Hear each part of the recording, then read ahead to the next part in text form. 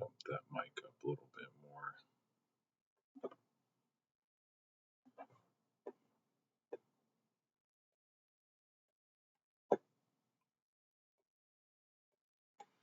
All right, I hope everyone's having a good day so far. Almost made it through the week.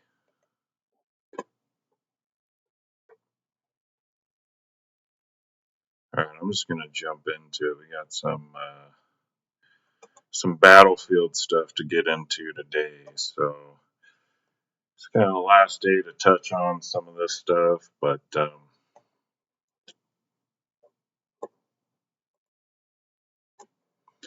yeah, I kind of want to see what people think too. I've heard of boycotts on both sides as far as you know there's people who are saying they're going to boycott the game because EA is getting bought up by Saudi Arabia. There's other people saying that I'm going to boycott the game because the devs are woke and assholes. And there's definitely evidence and reason to on each side. But let me know in the comments if you're going to end up buying the game. I think, most of us just want a good Battlefield game. And I've been kind of cautiously optimistic about the whole thing because I don't think we're getting a good Battlefield game. Like, is the multiplayer fun? Sure, it was fun, a little fun. I had fun with it playing the beta and stuff. But like I said before, I got major concerns with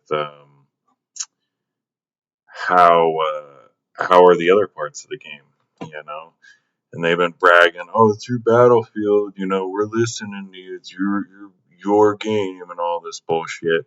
But then it's like, hey, we want server browser, and they're like, best we can do is Portal. And it's like, closed weapons? Like, nah, we heard you. You guys want open weapons, and it's like, no, literally what's made the Battlefield games successful in the past, like the most successful ones have had closed weapons. So, but they I think used some numbers from the beta where they're saying, well, most people are playing open weapon game modes, and it's like, well, yeah, you were rewarding us for doing so. We had to play certain game modes, like get certain rewards and stuff during the beta. So you're already kind of skewing the numbers towards some of those modes. So I don't think that's like a great argument.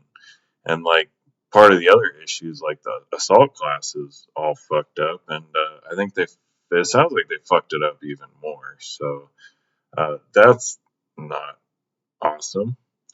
But here's one of my concerns that I had, and it sounds like it's poking up that the campaign just doesn't necessarily look all that great. So we're gonna take a look at a little bit of gameplay here, and just give some thoughts. But I've heard some very critical things so far of the single player gameplay, And today, I want to not only show you some gameplay from the campaign, but also provide a few of my thoughts on how it's shaping up so far, including what I like about it, what I don't like, and what can be done to improve it, either with updates or in future attempts at a single player campaign. Now, before we get started, I do want to say thank you to EA for providing me with early access to this title. This is not a paid or sponsored video, and as I do think the destruction needs to be dialed back a little bit. Like, I think explosives need to do more damage to like stuff that they hit, like as far as like tanks and people and stuff like that, and have better splash damage.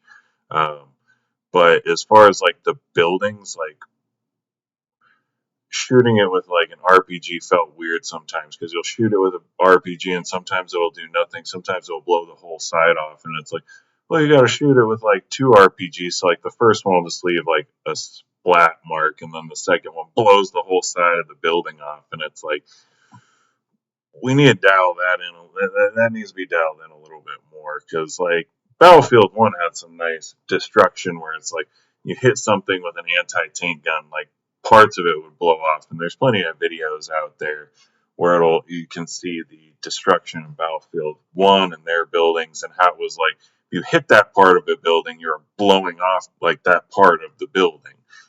And they really got away from that in 2042, where it's like you'd just sit there and shoot like 3 grenades at the side of a building and then just have a black mark there, and then it would eventually blow up. And I think that's where some people are misconstruing when we're saying we want less destruction.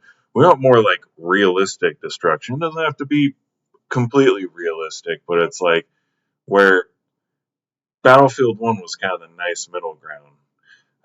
Battlefield 2042, the destruction was worse than Battlefield 1. It was one of the worst destructible terrain battlefields ever, and that's one of my huge complaints with 2042.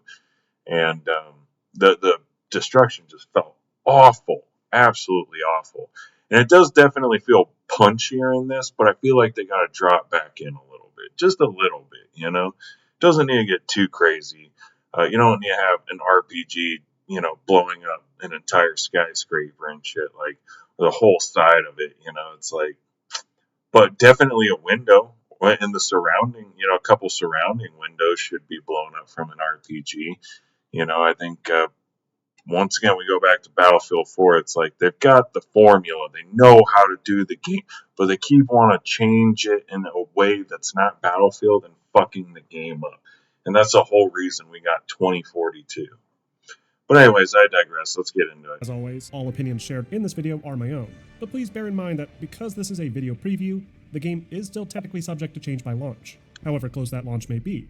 And I will be sure to provide you with any updates to my thoughts on topics discussed today with my final review closer to launch. So let's jump right in with a brief overview of the game's story. Battlefield 6 takes place in the year 2027, with the world on a razor's edge following years of financial instability, proxy wars, and political corruption. In its wake, NATO begins to collapse in on itself, with many of its Eastern European and Mediterranean-based members opting to withdraw, investing instead in the ever-growing influence of a private military company called Pax Armada. This inevitably leads to a violent standoff at the strategically critical coastal city of Gibraltar, where a U.S. Marine Expeditionary Force, alongside British allies, attempt to recapture the territory from the emboldened PMC, and their Staff Sergeant Cliff, who serves as both the squad lead and assault expert, Staff Sergeant Simone Gecko Espina, the squad's recon expert, Staff Sergeant Cliff Lopez, the squad support, and Lucas Hemlock, who we don't really know much. Why the fuck is he wearing an airsoft mask?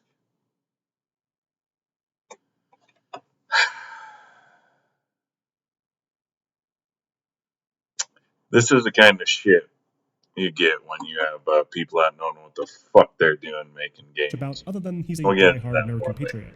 Throughout the campaign, players will regularly swap to and play as these characters, thereby embracing the series' core squad-based tenets, along with class identity in a way none of the past campaigns, outside of perhaps the console-only Battlefield 2 Modern Combat, have actually explored.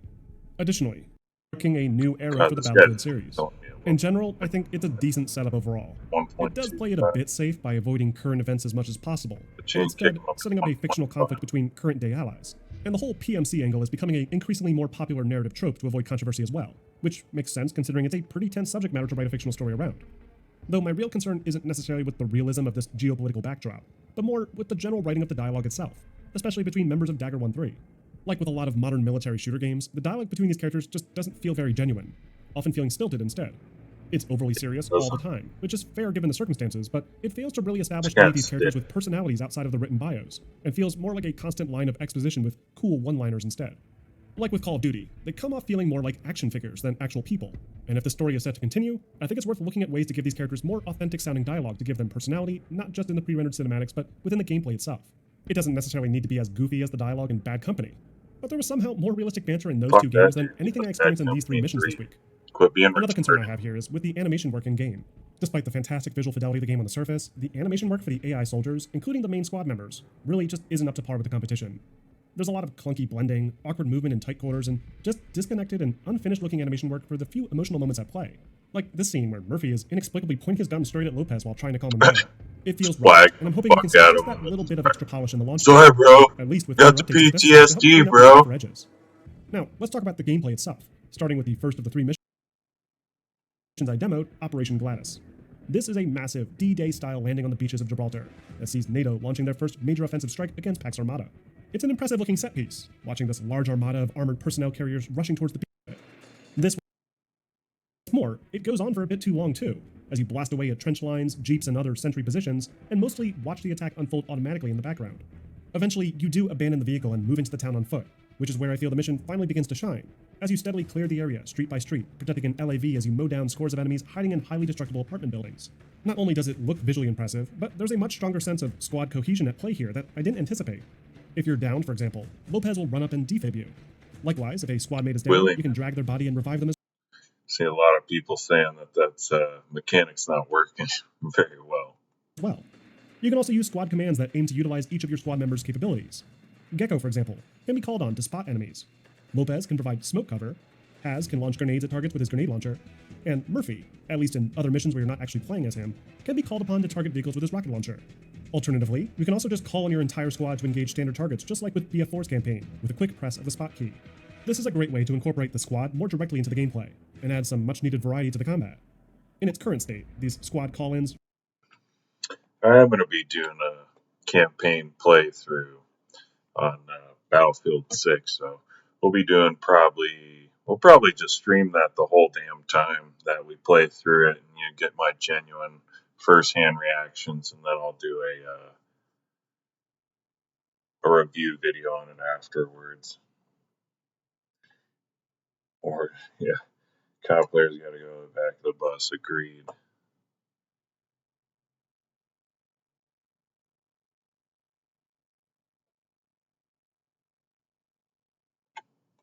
are a bit inconsistent, as there would be times where I'd request a grenade and I'd get smoke instead, or sometimes the squad orders just didn't register at all. And I would like to see some squad play evolve further with contextual orders like in some of the older Ghost Recon games. But it's at least a step forward, and I appreciate that. As for the actual level design, Mission 3, following that initial on-rail section, remains mostly linear, with only some slight freedom to explore off to the sides, similar to most older Call of Duty and Battlefield campaign missions. This is not a big, open-ended sandbox to explore like in Bad Company, but you can replay the mission and try different routes along these paths, like the left side of the apartments on this road, rather than the right. And usually, the destruction allows you to pop open walls to carve your own path as well. Enemy combatants can be found all over, usually firing more shots to kill. Those too, though they're not as prevalent as they probably should be. The LAV in this mission, for example, would have been. The next mission takes place a little. I wonder if there's going to be any co-op option with the campaign. If you got a squad of guys, it would make sense to me that you could play with some people, but I guess we'll have to wait till tomorrow to see about that. Bit further on in the campaign, in the heart of Brooklyn, with Dagger 1-3 working to eliminate a potential attack on the city. This mission immediately calls to mind the iconic Zero Dark 30 inspired house clearing mission seen in 2019's. This really demonstrates the much simpler scripting and animation work at play, and it really doesn't stand up as well by comparison. AI soldiers aren't smoothly moving through these buildings like you'd expect. Dude. This is, yeah. Will awkwardly walk through doorways without checking, sometimes getting in your way as well. Enemy combatants are also just sort of. That fucking enemy AI looks rough. This does not look as good as Modern Warfare's night mission. I will give COD that, though. Their new game looks like shit, but they nailed that night vision mission. This just doesn't quite look it, man. Standing in We'll these see rooms, what they rather than can having do, unique though. scripted hiding places. Still, And it's not quite as satisfying yeah. to take them down.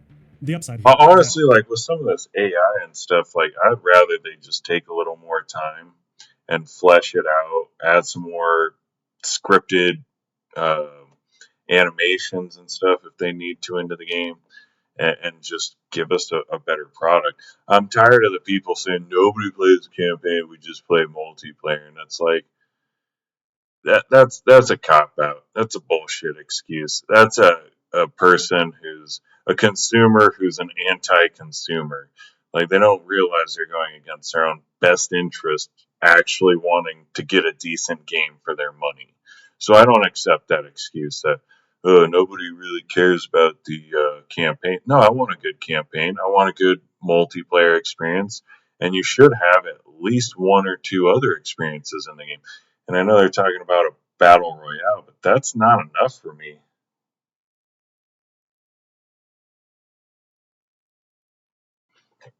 We'll see. So I don't really have an interest in the battle royale. So If it's like multiplayer and campaign, and the campaign shit, it's like, okay, you're paying out the full price of the game just for multiplayer.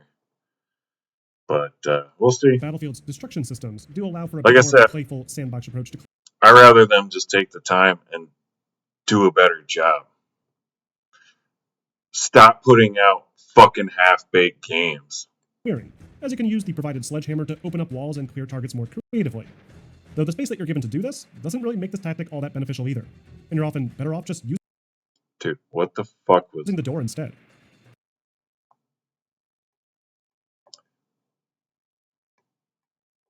Official either, and you're often better off just using the door instead. Following these initial breach and clear moments, the mission proceeds into more combat-heavy territory. Clearing, as you can use the provided sledgehammer to open up walls and clear targets more creatively. Though the space Who the fuck holds a radio like that? Is this AI? Is this fucking AI? It's got like, hold your fucking radio like that? Like, radio, let's go. Fuck, what the fuck is this, dude? that you're given to do this doesn't And then he clacks it off like that. Like, what the fuck, dude? This is why you don't fucking let people that don't know shit really make this tactic all that beneficial either, But, and you're often better off just using I miss the day when, like, I used to watch interviews of, like, the guys at Ubisoft would go over and interview Green Berets and stuff for the next Ghost Recon game, and it's just like, dude, that's awesome. And those games, like, felt like they had a more militarist, like a real military feel, and I think that's because I actually got feedback from people in the military. the door instead. Nowadays, that they're more concerned about Following these basic ass um,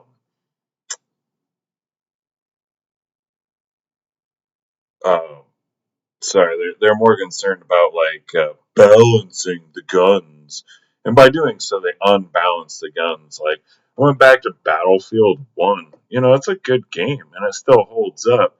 But then I remember like, oh, you guys kind of messed it up because like the balancing was fairly solid. Pretty dang solid when it came out. There's a couple of things that need to be reined in, but they did that, and then they broke things like the shotgun and sniping. They fucked up in that game. And it it doesn't feel balanced going back to it now. And I remember playing it when it came out, and I remember it feeling balanced and like, damn, everything cuts people down. And yeah, some of the starting guns sucked, but overall, the balancing was pretty solid, especially online. And then they got into that a little bit too much, and then kind of left it in an unbalanced state. Like it takes like 3 shots with a shotgun to kill someone at point blank range now, and maybe that was just network latency issues I was having in a couple matches, but I do remember them significantly nerfing the shotgun. Like it was a beast of a gun, but I felt like they over nerfed it in Battlefield One, and I'm worried we're going to get similar situations here in this one, where like people are already complaining about the shotgun in the beta, and I think it had more to do with the fact that every assault has 2 primaries. So most of them are running around with an assault rifle and a shotgun. So you just have pocket shotguns coming out left and right and standoffs in buildings. And so tons of people had them. And I still think that's an issue, giving 2 primaries to the assault. I don't think they should have done that. Keep it as medic, and give Spawn Beacon back to the recon, and then split the ammo and the health boxes up. Give Assault the health box, support the ammo box as usual, and let it rip. We know a working formula. You guys don't have to like try and shoehorn this assault class, because like I feel like the assault class is going to end up being used primarily as a sniper class here soon. So let's go take a look at the assault changes here. So we had adrenaline injector rework, um, focus primarily self-healing. So, yeah. Now boosts resistance to flash, stun effects, improves tolerances to explosive fire. So it's going to pump you up right there. Commanding presence speeds up objective capture. So I guess they're using this one to try and push you onto objectives, but that mainly helps your team and not you. So that seems fucking retarded. Spawn beacon changes. Yeah, the assault class is now getting the deploy beacon. Um, that one I have an issue with. So now as the assault, you can carry a DMR or a sniper rifle. In open classes, you could just take a sniper rifle for your primary, a shotgun for your secondary, and still have a pistol and have a spawn beacon. And you just got to get a support boy to drop you a box of ammo, and you're fucking good to go. Why do you need the sniping class? That's going to be a way better sniping class if I can run sniper and then just shotgun somebody. Anyone comes up on me, I just pull out the scatter gun on them. Like, I don't think that's going to work. They're going to have to change the assault class. The assault class was fucked up in the beta, and it's going to be fucked up on launch tomorrow. Mark my words. Assault's still going to be fucked up tomorrow.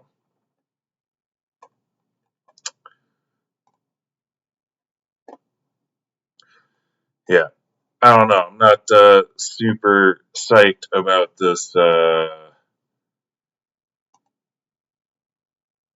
EA. I mean, this EA buyout stuff's kind of interesting. I can't say I'm super psyched or I think it's going to go. Yeah, exactly. Fucking recon assault classes are broken right now. You're absolutely correct, Origin. But yeah, they're going to have to rework that. But mark my words, those are going to be fucked up. Yeah, and it'll be interesting to see their after monetization. I guarantee we're getting paid for battle passes and shit and stuff like that that are going to try and over monetize this game.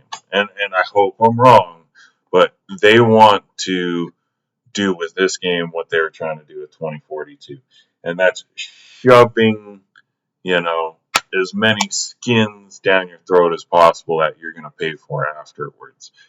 Let us not forget that in Battlefield 4, you had all of the skins. All of the skins. There were so many skins right away from day one. Different, seasonal camos, like pretty much anything you could think of was just in the game. And that should be kind of the expected bar. And yeah, you can add some onto that. And you could add some kind of interesting, cool ones that are, a little like gold camo.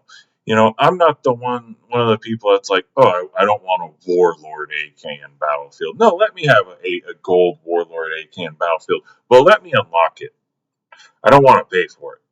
That should be built into the unlock systems. And all these games that have had these battle passes so far, I can't think of one game so far that's better because of its battle pass. And even Battlefield 4, to be fair, had a battle pass. And I didn't really like it in that one, and I think people were better about pushing back then. And it was, kind of just like extra stuff, and it was a free battle pass. And if they do that in this new one, like, yeah, that's fine as long as it doesn't cripple the rest of the progression systems in the game. If the progression system, like Killing Floor 3, for example, the whole progression system for your like camos and skins and stuff is just the battle pass, that's not okay.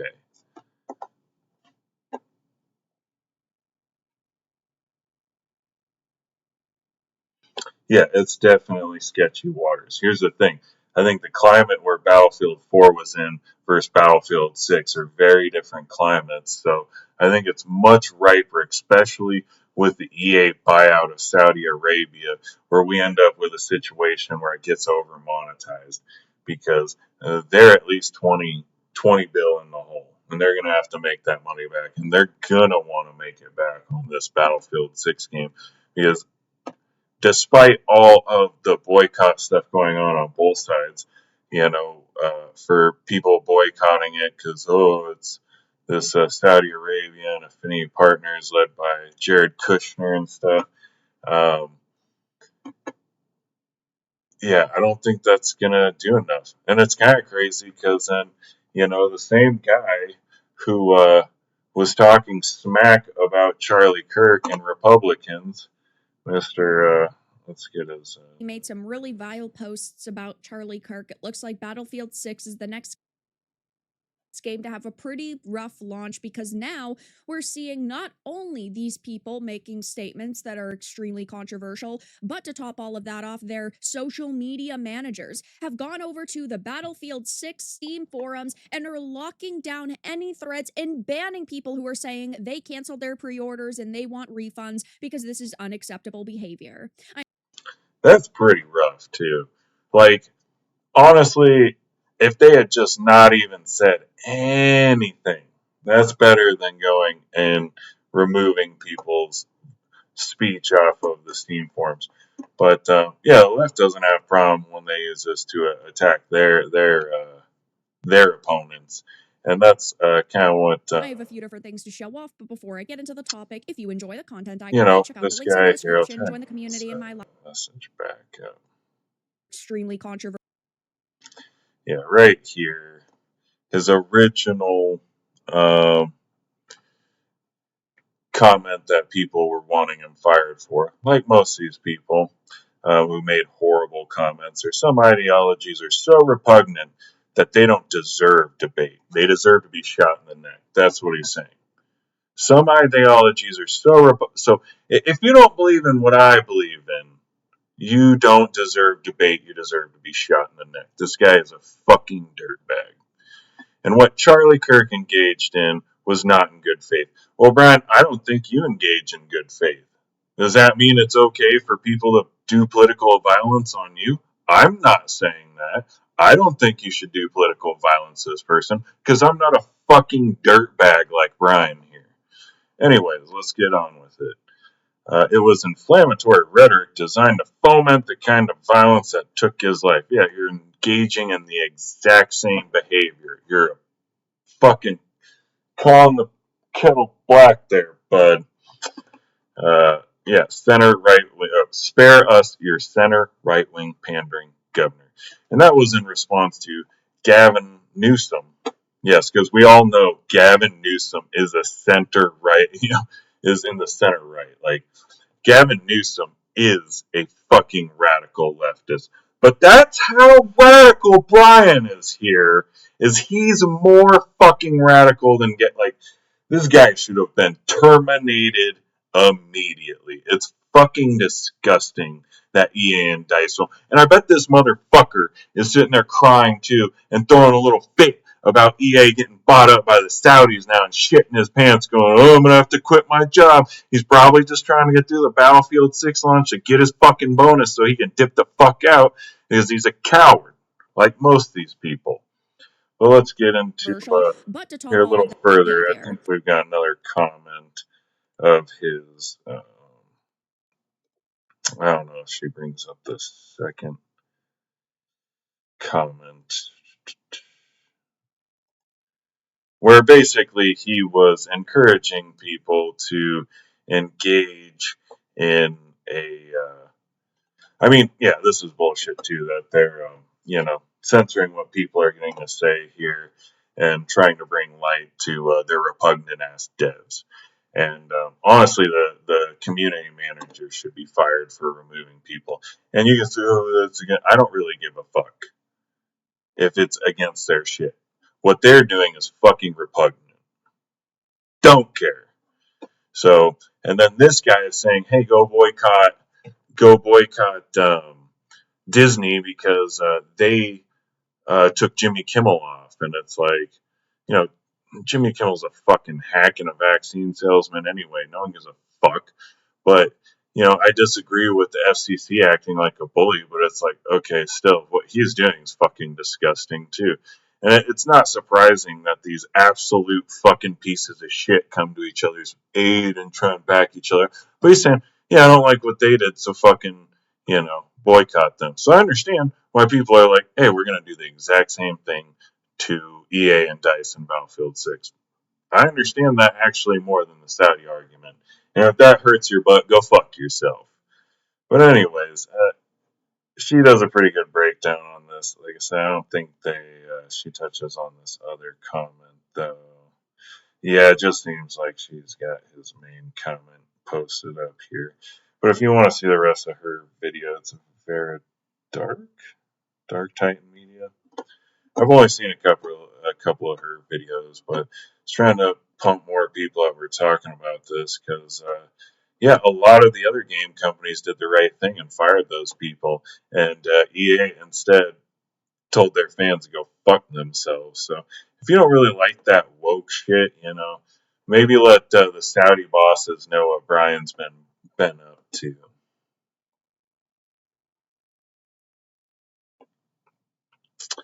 So yeah, here's I think the article I mentioned earlier where they were talking about how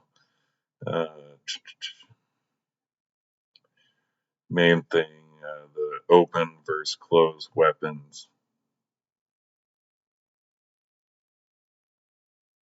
I'm gonna laugh my ass off though um, when most of these open classes are dead compared to the closed class game modes because unless they pull the same shit in the beta, but I think that'll be a pretty obvious tell if they're having to incentivize people to play the open gun modes all the time versus closed. Because I know I'm going to go play closed classes. I don't want to be running around with fucking medics with snipers and fucking snipers with SMGs. Like, that shit is stupid.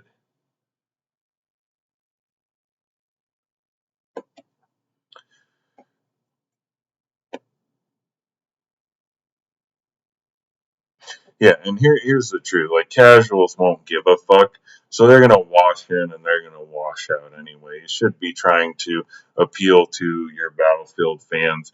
And it's pretty sad when they're like, "This is their Battlefield. We're sorry, guys. We apologize for 2042." Well, we're still not gonna like actually fucking listen to you. We're gonna tell you to go fuck yourselves.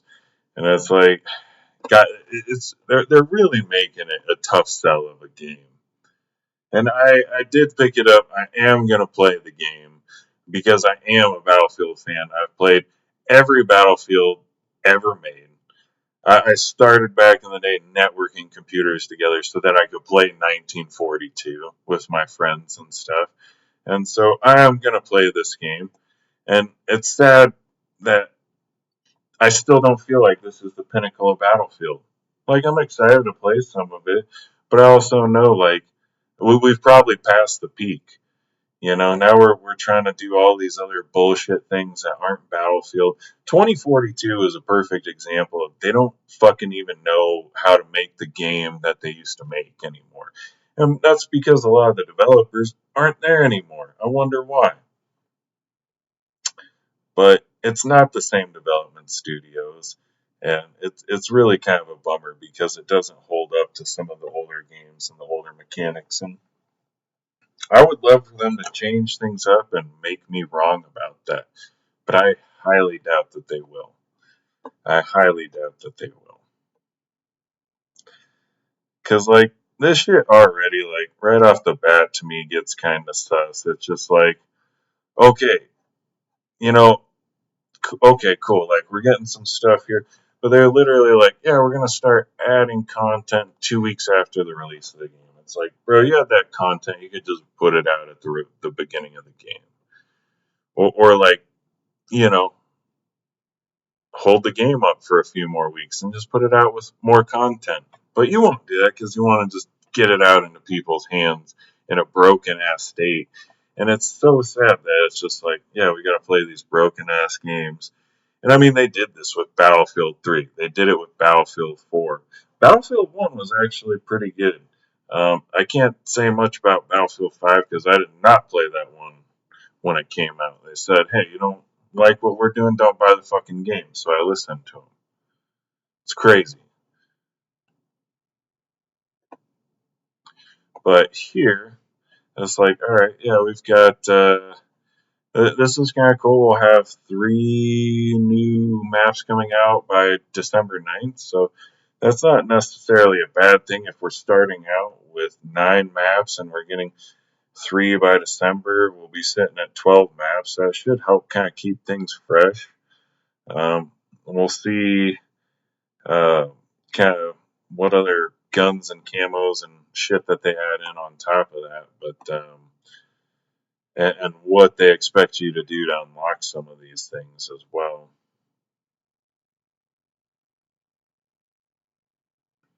Is it going to be reasonable? Is it going to be super fucking grindy? But there's a way to pay off shit so that you can speed up the progress. I'm worried about that because they're literally doing that just with 2 Battlefield 6 skins for 2042. They put those at the very end of the Battle Pass they put out for 2042 after the Battlefield 6 beta success. And then when people didn't necessarily have the time to grind out like 100 levels, which is what I did to unlock those 2 skins for Battlefield 6, they offered you, oh, you can just pay for them. You can just pay to skip levels. So I would expect some sketchy bullshit like that added into the game. Just be prepared for them to do some real dumb shit and have to push back and say, no, we don't fucking want this. And push back until we actually get them to do what the gamers and the communities want them to do. Because, yeah, there's going to be a lot of Call of Duty, a lot of just random fan people in here that don't necessarily know Battlefield, and they're going to come and go, and it'll be mostly the old Battlefield fans keeping it alive, and we'll see how it goes from there. But I don't think this game's going to live or die on its battle royale. I think it's going to live or die on its content stream, and if the developers actually listen to the community and make the tweaks that are needed to be made. Or if they go, yeah, we're just going to, nerf all these guns and fuck you, that's why. So we're going to add new powerful guns in and try and create pay-to-play schemes. I think there's definitely some nefarious monetization coming our way that we've got to be aware of and willing and ready to push back on once this game comes out. But hey, that's just my opinions. Let me know what you guys think in the comments, and let me know if you're gonna pick up a copy of the game. And yeah, if you guys are, I guess I'll see you out there. If not, Godspeed for whatever reason you're boycotting them. You do you. But yeah, I hope we get to have a little fun with the new Battlefield game and it doesn't suck too much. We will be doing a lot more streams on the campaign and some multiplayer gaming and stuff. So, if you're interested in that, stay tuned.